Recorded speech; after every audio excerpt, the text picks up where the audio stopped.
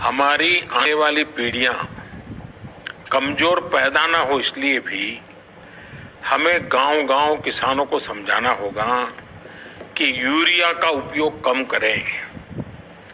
Urea के कारण बहुत बड़े संकट आ रहे हैं। यूरिया से हमारी मिट्टी, हमारे जल, उस पर बहुत विपरीत असर होता है। और इसलिए पल्लवी जी, आप जैसे प्रधान गांव वालों को समझाए कि भाई अब गांव में पहले अगर 10 थैली आता था यूरिया तो अब 5 थैली आएगा, पहले 100 थैली आता था तो 50 थैली आएगा। हम आधा कर देंगे।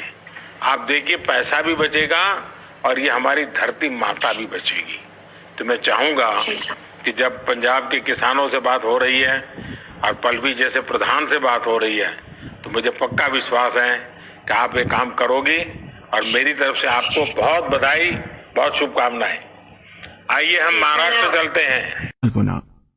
भोले भाले किसान अधिक उत्पादन के लालच में फंसकर रासायनिक खाद व कीटनाशकों का प्रयोग करने लगे। बैलों की जगह ट्रैक्टर से जुताई होने लगी। शुरुआत में कम रासायनिक खादों के प्रयोग से अधिक उत्पादन हुआ।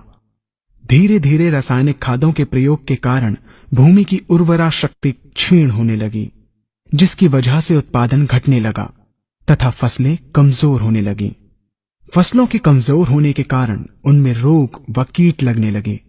रोग व कीटों से फसल की सुरक्षा के लिए और अधिक कीटनाशकों का प्रयोग होने लगा।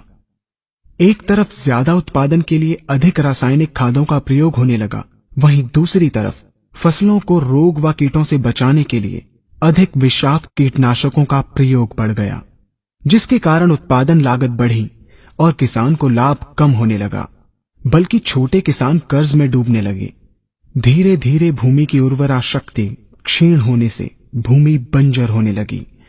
रासायनिक खाद व कीटनाशकों के कारण खाद्यान्न भी विषाक्त हो गए तथा जलवायु भी प्रदूषित हो गई, जिसके कारण मानव, पशु पक्षियों के स्वास्थ्य पर प्रतिकूल प्रभाव पड़ा, जिसका परिणाम आपके सामने है।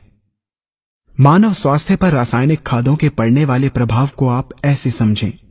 जब किसान फसल में रासायनिक खाद डालता है तो रासायनिक खाद में उपस्थित विषाक्त रसायन जल में घुलकर सबसे पहले जल को प्रदूषित कर भूमि के अंदर उपस्थित केचुए व सूक्ष्म जीवाणुओं को मार देता है। ये बात सभी किसान अच्छी तरह से जानते हैं कि केचुए व अन्य सूक्ष्म जीवाणु भूमि की उर्वरा शक्ति को बढ़ाने के लिए अति आवश्यक होते हैं। विषाक्त रसायन के कारण इनकी मृत्यु हो जाने से भूमि की उर्वरा शक्ति नष्ट हो जाती है तथा भूमि कठोर होकर बंजर होने लगती है। रासायनिक खादों के विषाक्त रसायन पानी के माध्यम से अन्य खनिजों के साथ फसल के अंदर पहुंचकर फसलों को विषाक्त बना देते हैं। बाद में जब खाद्यान्न के रूप में मनुष्य या अन्य पशु इन्हें खाते हैं तो ये विषाक्त रसायन मानव स्वास्थ्य पर बहुत ही बुरा प्रभाव डालते हैं तथा मनुष्य के अंदर तरह तरह के रोग उत्पन्न करते हैं। जब हम जैविक खाद का प्रयोग भूमि पर करते हैं तो जैविक खाद पानी में मिलकर पानी को प्रदूषित नहीं करती। जैविक खाद भूमि के अंदर उपस्थित उर्वरा शक्ति को बढ़ाने वाले जीवाणु तथा केचुओं की संख्या को तीव्रता से बढ़ाती है, जिससे भूमि की उर्वरा शक्ति बढ़ती है तथा भूमि छिद्र युक्त एवं भुरभुरी हो जाती है, जिससे वायु और प्रकाश भूमि के अंदर गहराई तक प्रवेश करते हैं, जिसके कारण भूमि में तापमान एवं आर्द्रता का संतुलन बना रहता है और फसलें मजबूत होती हैं। जैविक खाद में विद्यमान तत्व खाद्यान्न के माध्यम से मानव व पशु पक्षियों के शरीर में पहुंचकर स्वास्थ्य लाभ पहुंचाते हैं। जैविक खादों के प्रयोग से फसलें अच्छी और मजबूत होती हैं, जिसके कारण उन पर रोगों एवं कीटों का ज्यादा प्रभाव नहीं पड़ता। यदि किसी प्राकृतिक कारणवश कीटों व रोगों का प्रभाव अगर पड़ता भी है तो गौमूत्र एवं औषधीय वनस्पतियों के घोल के छिड़काव करने से फसलों को रोग एवं कीटों से बचाया जा सकता है।